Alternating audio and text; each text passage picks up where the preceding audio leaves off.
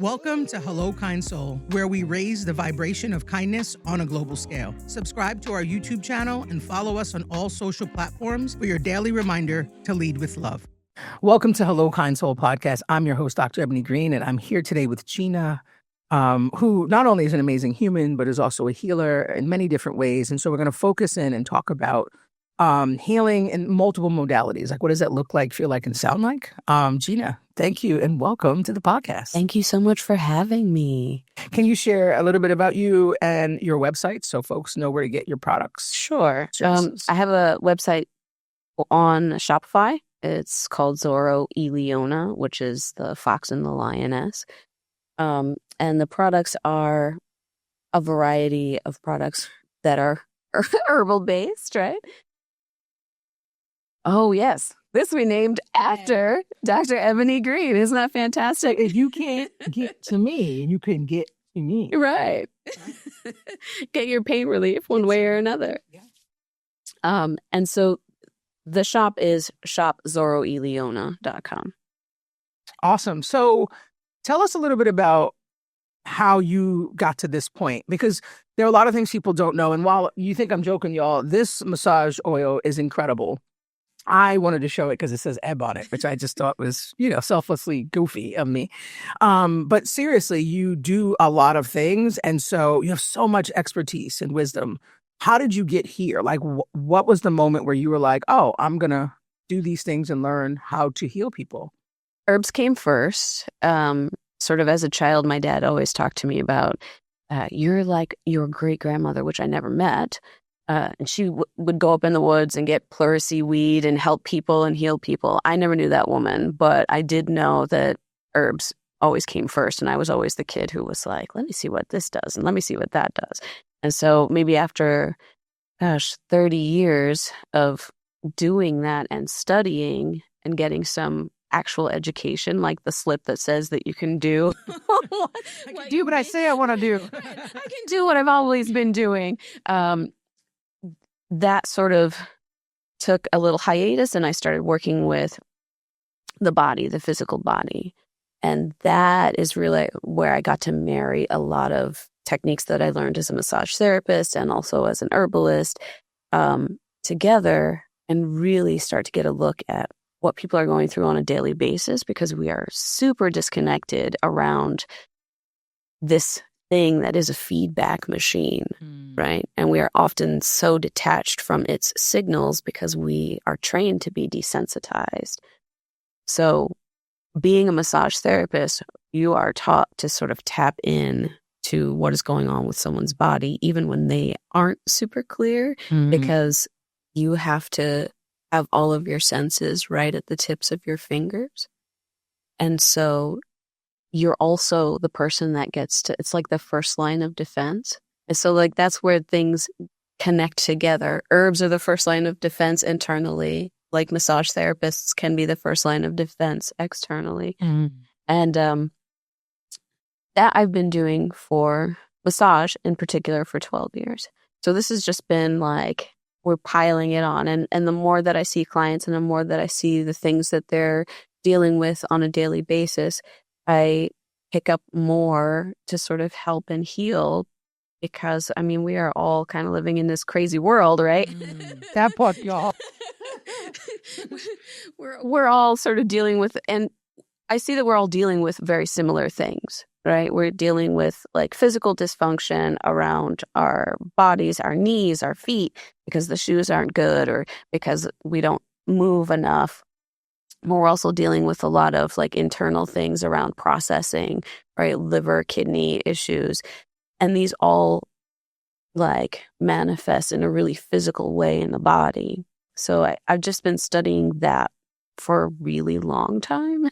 And that's kind of how we've gotten here. Is just, I've always wanted to help people. And so how do we do that? It's so interesting because a lot of people don't realize that your thoughts manifest in the body, right? The worry, the pain, the guilt manifest in particular areas of their body. And so often you have people who are like, man, I just have this headache that won't go away. And yes, it could be a really big problem. And so I would encourage people to go to the doctor. And then there's times where it's like, oh, wait, I'm really stressed and over focused on this thing that I actually don't have control to fix. Mm-hmm. And so it's manifesting where, right? And so I think there's a space for people to start to connect how your body feels to sometimes also what you're thinking about and fixated on constantly. The Chinese medicine system has narrowed that down in a big way. So they'll often talk about like qi and qi flow, and each one of those qi channels has a corresponding sort of like mood and system. So you'll often find like things are settling in certain parts of your body, not just like you said, the tension, but also like if you're retaining water, a lot of that can have to do with like your ability to process things because your kidneys aren't working well, but you may not also process things in your emotional way, right? So your body is holding on to it because it needs to hold on to it until you fix it. Man, that's good. When did you realize, because the one thing, I have the pleasure of most of the people who come on the show, I've either run into them or I've worked with them. And the one thing about you is that you're always so focused on making sure it's kind of this holistic approach, right? I may say like, hey, I'm looking for this thing to do this. And you'd be like, oh yeah, you could do this, but you can also do this. How did you develop the library, if you will, to treat the whole person? That actually started in college. I did a paper on psychology, and I noticed that we weren't really like treating the whole human being, even in that profession. So I started looking at like what were the spiritual thing, like what were the ways that the ancestors or the spiritual things that sort of like were settling on people who were dealing with mental illness, right? Now, I'm not saying that you shouldn't go to a doctor. You absolutely should. But there's a lot of things that we're dealing with that are like vitamin deficiencies, that are also like spiritual things that we're not dealing with, emotional, energetic things that we're not dealing with. And so they'll manifest themselves as like mental illness. And so like that little bit of research, it led me to peel apart the onion about sort of where we're dropping the ball, right? So I started looking into Chinese medicine specifically because they really do have a good library. And with herbs, that's another good library, although Chinese medicine has their own library. Western herbs has their own library. African herbs has their own library, but they start to work synergistically. And like when you look at the body and all of its systems, we don't learn about the body in a way that's functional, right? We learn about it like the cell exists in this way and muscles do this thing, but our body is constantly informing other parts. Like your liver is informing your hormonal system, right? Your thyroid is informing your hormonal system. There are tons of systems in the body that are informing other parts of the body. So when I started working and understanding that, I just kept learning about herbs, learning about the body, learning about Chinese medicine, and helping people to understand that like, whoa, these things are interwoven, they are interconnected. And movement just as much as nutrition, just as much as a spiritual practice helps to make you feel like we're all trying to live a pain-free life, right? We're trying to age in a way that's pain-free. We can't really do that by neglecting the whole thing or only treating one part of the body. Like when you go to lose weight, they're like, you can't just work your abs. And you're like, why can't I? Because I want a behind and I also want cut abs. I don't, you can't work just one system. It's the same way with the body and the same way with massage. Like I can fix you for one session, right? But you're still going to keep doing the same thing that you've been doing that caused the dysfunction. So either we have to address some deficiency that you might have that's causing the dysfunction, or some chronic behavior that you have that's causing the dysfunction, or some energetic behavior that you have that's causing the dysfunction.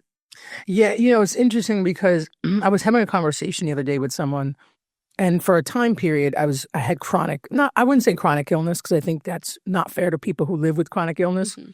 But I had chronic pain for over a year, sustained pain, which was mind-numbing, y'all. It was so bad.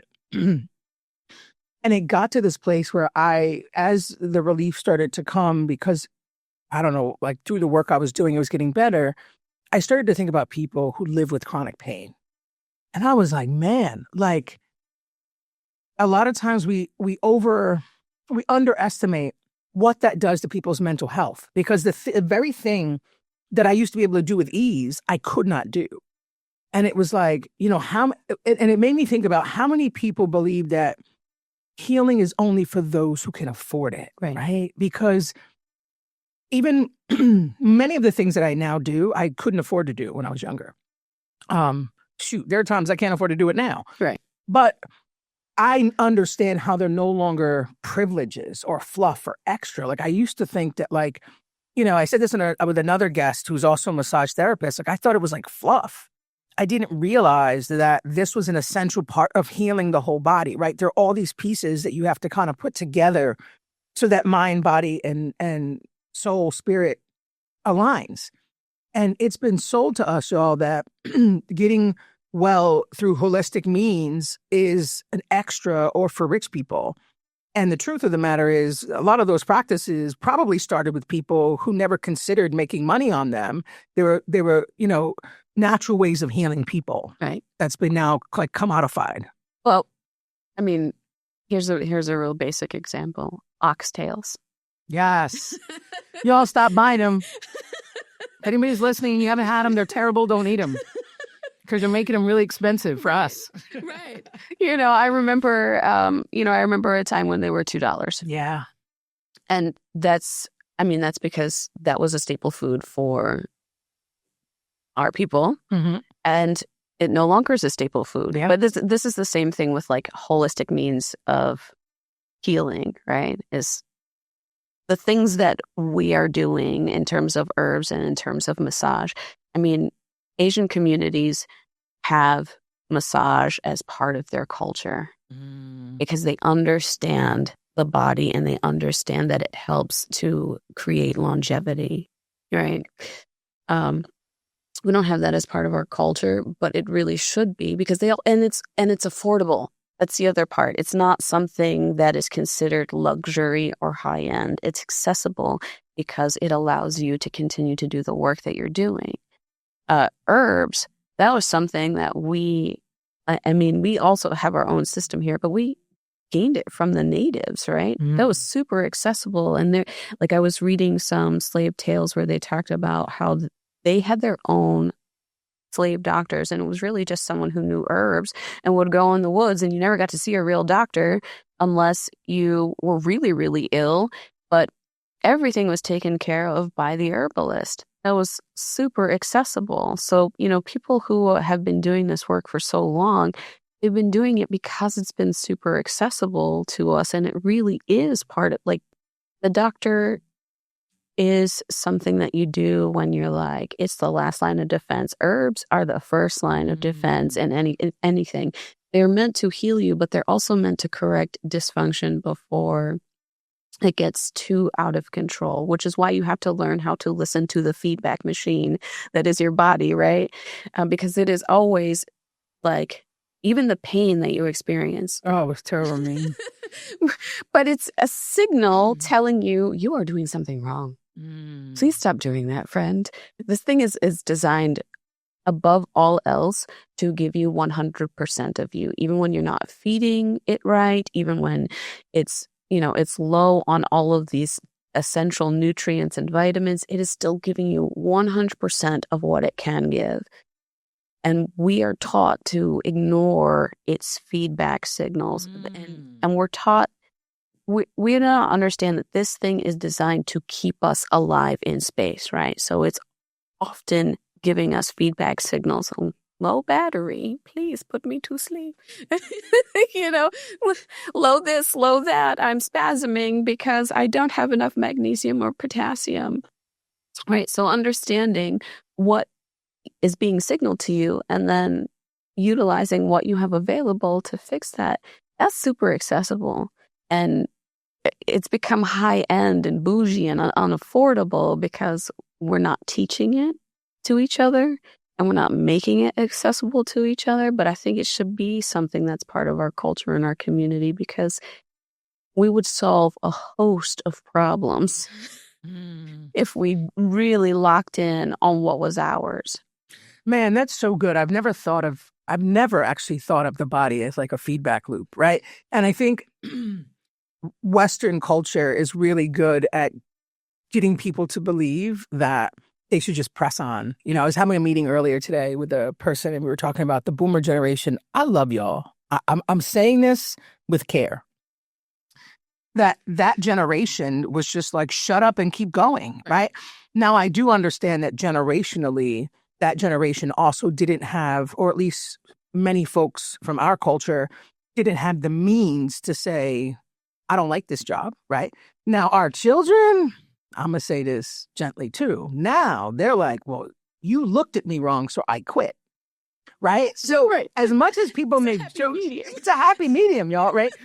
But to really understand that, like, that generation didn't get afforded those opportunities to say, I'm tired, I want to break, I want to, you know, and the next generation, and now we're to the place where this youngest generation is like judging the boomer generation, like, I can't believe you live like that, without regard and acknowledgement that because they live like that, you can live like this. Right. You know? Right. Absolutely. But I think we have done something right in some of our evolution, in that this generation understands and I think has a greater value and more knowledge around the importance of some holistic modalities and leaning into them. But to your point, it's super expensive sometimes. Like, I remember going down, I was on vacation, and I think the massage was like $265. And someone had bought it for me for my birthday. Thank goodness, because I didn't want to pay it.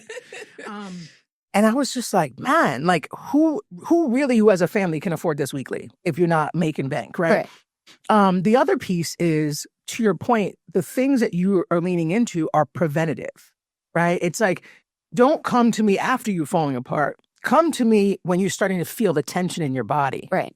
Right? How do we normalize that in communities that are so bogged down by trying to save, hold, make it, right? Like, how does that become something we talk about in a way that people understand that these are essential pieces as well?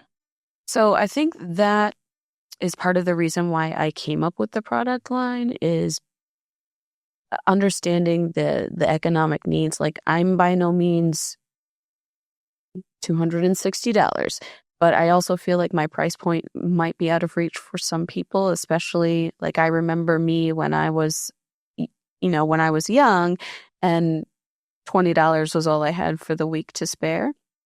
So some of the products that I've made are for people like that. And there's an education piece in the products that, I tell you what is in it, and I tell you why it's in it and what it will do for you.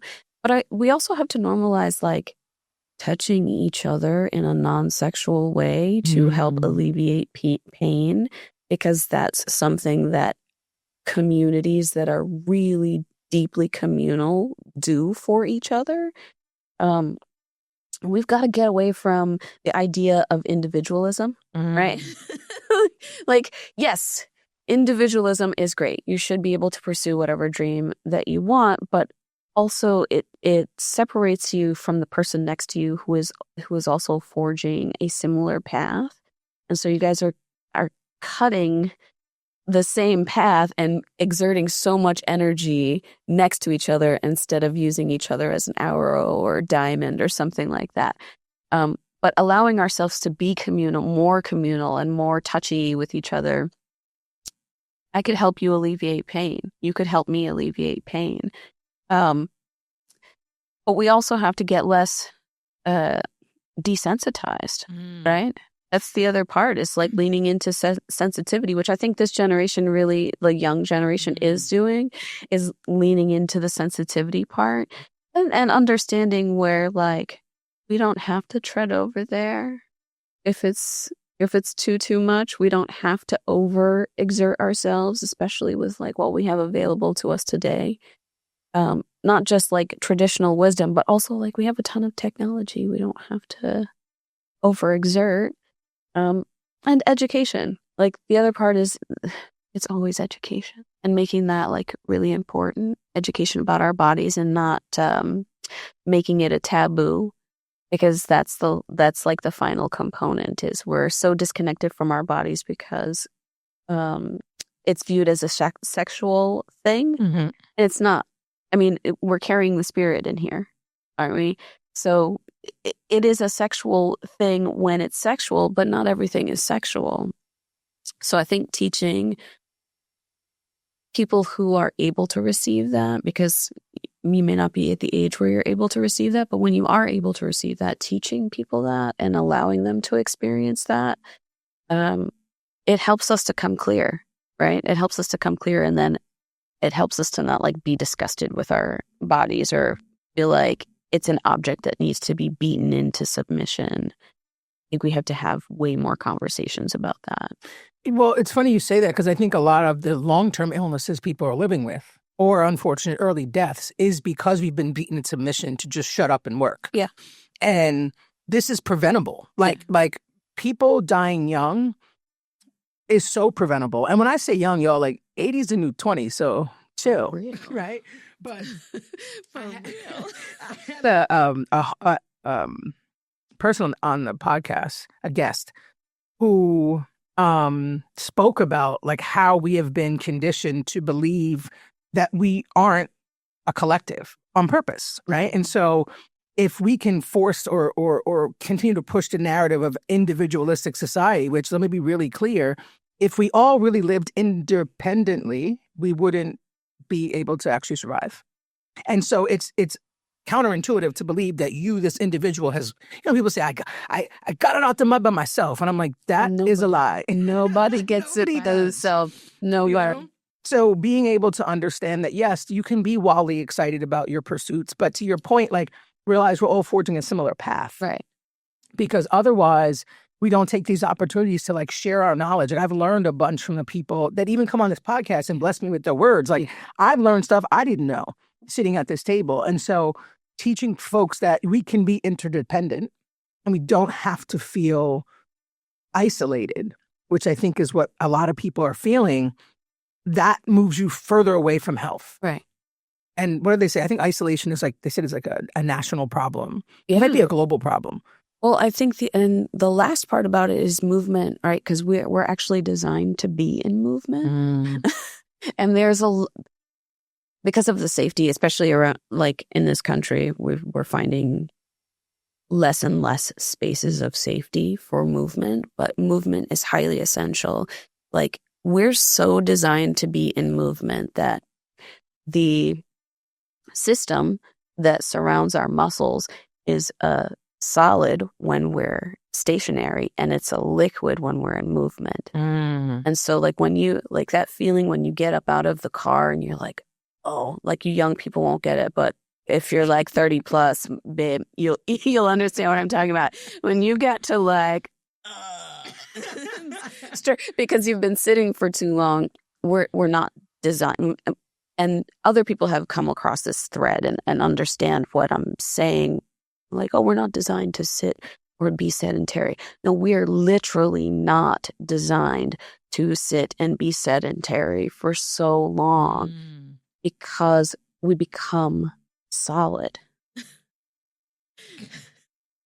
Yes, we do. We do. We become a solid when we're not in motion enough. And when we become a solid, that system, it's the fascia system, which is actually newly recognized as a system. So beforehand, it wasn't really talked about as an actual system, but it's a connective tissue system. It also delivers electrical signal. So not only do you become more solid, you also become less sensitive with less capability to react. I mean, like athletes can react quickly because they are in motion all the time. And I get it. Their muscles are much more developed than many people, but it's also because down to the most minute muscle fibers, they're liquid because they're in motion more often. Wow. So it carries the electrical signal much easier.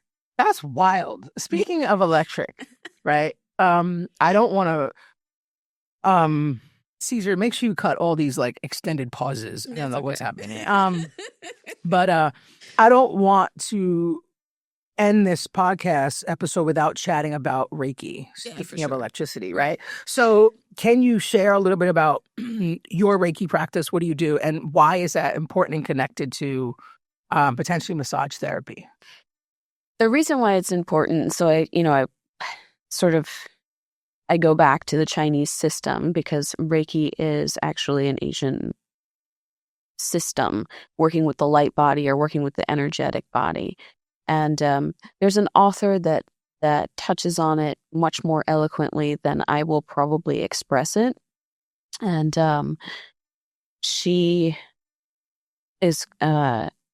talks about how there are layers to our energetic body, and each one of those layers is sort of connected to a system. So when there's dysfunction in those layers, there will be dysfunction in our system. And so Reiki is a form of sort of energy healing or light healing, but we've had that for so many years, called many different things, right? The laying on of hands or praying over people. And you literally will see pictures of people praying over people in the same way that Reiki practitioners put their hands over people. What you're doing there is connecting to like the oversoul or the Godhead that exists in all of us. Like that we are one principle comes through in Reiki above and beyond, I think, any practice that I do, because we're asking for our reflection to not only come down in through us and heal our reflection, right? Like we're asking for this upper energy that's really just us, like the blob nebulous us, to come down through the singularity us and to heal the reflection of us. But the reason why it works so well with massage is because it creates an overall sense of peace. It heals that energetic layer, and it allows for the thing that I'm doing in the physical sense to sort of like stay. There are some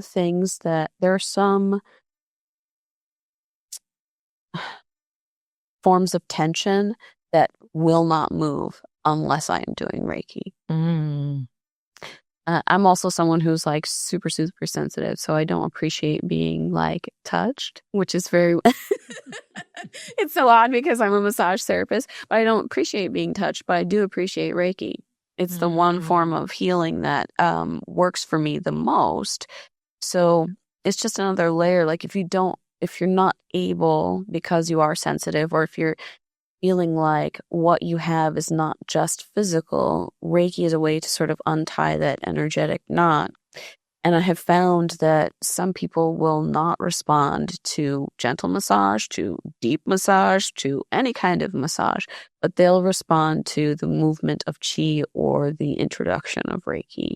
And all of a sudden, that thing is gone. And so I am very sensitive, but people will think that I'm way more psychic than I am because I'll go, "Oh, are you grieving? Blah, blah, blah thing." And they're like, "How did you know?" And I'm like, well, it's because this point is activated here, or I'm feeling extra sensitivity here energetically. So it also opens up the conversation, right? Because I can go, "Oh, are you grieving something because your heart chakra is closed, and I felt your lung point 1, which is the seat of grief, is really excited." And so now they can have the conversation with me about everything that and then there's like this additional release, right? Because they're allowed to have the conversation because I brought it up. And they're like, "How did you know all of that was going on?" I'm like, well, Your body is telling on you. That's dope, man. It's so like wild how many conversations I've had at this point with people, and every single time I learn something completely different. I'm like, man, this is good. Like, because I never thought about the people who, I have friends who are like, I don't do massages, I don't want people touching me, like, and everybody has their personal reasons why. And so knowing that there are alternatives to massage which still can bring people relief and move the energy is super important. And it educates folks out there who are thinking of wanting something different and not sure what are the things that are offered, Yeah. All right. So we're coming up on time, and I ask 2 questions every time. Okay. Well, let's see if I got it right and I didn't ramble too much. No. Definitely not. So the first question, actually, before I do that, I want to ask you a separate question. Sure. You are a container for a lot of people. Yeah. And you brought up the Reiki, and then you ask people questions, and sometimes that opens up different things, right? And so as a healer, I think many healers struggle with how to let go of what they're holding, right? I find myself sometimes really exhausted and not really sure what to do because I've just been holding all this stuff from people, right? So what do you do to find balance in your life so that you can show up every time and be that container of peace for people? Yeah, that's a good question.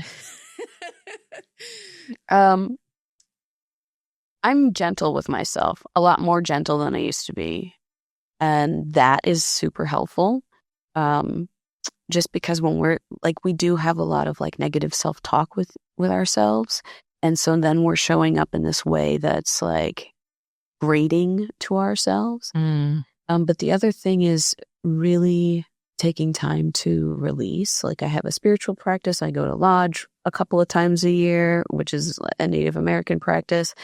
But it also helps to like remove toxins. And on a daily basis, I mean, I literally created a product to help remove nasty energy, right? Because I'm like, what do we need? But I got that too, yo. I got a bunch of gifts today with the oil's dope, but if you saw the rest, you'd be a little jealous. And I'm not going to show them to you because you know what? You need to go to her website to go to and the check them out. That's right. You got to go to the shop and have a look.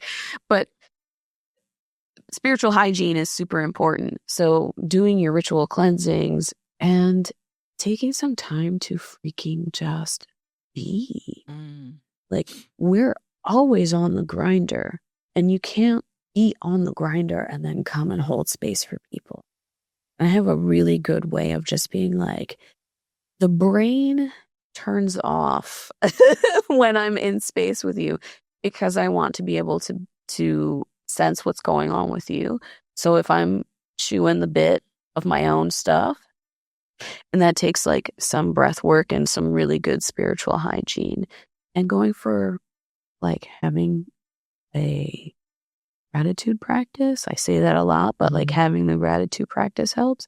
And I've been going for like a ton of walks. So like movement is good. Yeah. I appreciate that because I think people see how people show up. Like they see me show up, they're like, oh, she's just always so happy. And I'm like, it's work to show up and be in good spirits, even when it's bad. Right. It's like an athlete training, right? Like you really do have to train yourself every day to show up in a way that's accessible to people, right? Yeah. And you have to train that. It's a muscle. And some days you're like, I kill everybody. Like, I choose peace 99% of the time. Right. But 1% I choose violence. Spiritual people act, I think it's that mask that we put on for people to allow people to think that everything is so peaceful and serene. And it's not. It's a muscle that you have to train, and you do have to choose it every time. Yeah. Yeah. So here are the 2 questions on the tail end of choosing peace, right? What does it mean to be a kind soul? Oh, man. What it means to be a kind soul is being kind to yourself first. It's like putting on your own oxygen mask first. Stepping in where you can and recognizing that not in all spaces will you be able to be the superhero, nor should you. Right. And like to your point earlier, it's teaching people how to fish instead of giving people fish. 100%. Yeah. I love that.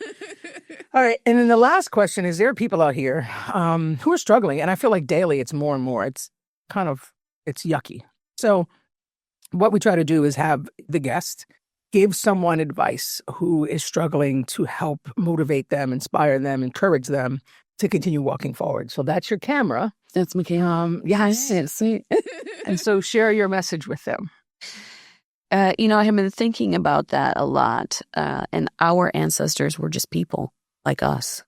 Like they were just people trying to figure it out. And someday we'll be ancestors and we will have figured it out. And maybe you're at the place where it doesn't feel like that's going to happen. But if you keep putting one foot in front of the other, or like I've said before, just the well is not dry. Just dig a little bit deeper. You are really almost there. You're really almost there. It just takes one foot in front of the other. You got it. That's it. Thank you for that. Man, Gina, I'm so grateful that you came on. Of course. So much. Y'all, if you want, don't forget to go on her website, Zorro and Leona. Get the ebb massage oil, because you could have a little bit of ebb in your house. Like, why not? It smells fantastic. It smells fantastic. And it really does. I have gotten so many great compliments on it. People who have nerve problems, muscle tension, they're feeling a lot of relief from that product and a few of the other salves that are on there. So check them out when you can.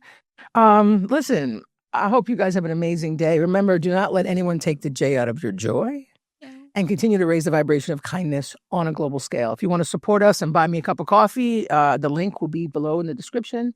Go to her website. Maybe we'll put a QR code. You can just scan it from the phone and then go buy. Sweet. All right. Thank you. Take care, y'all.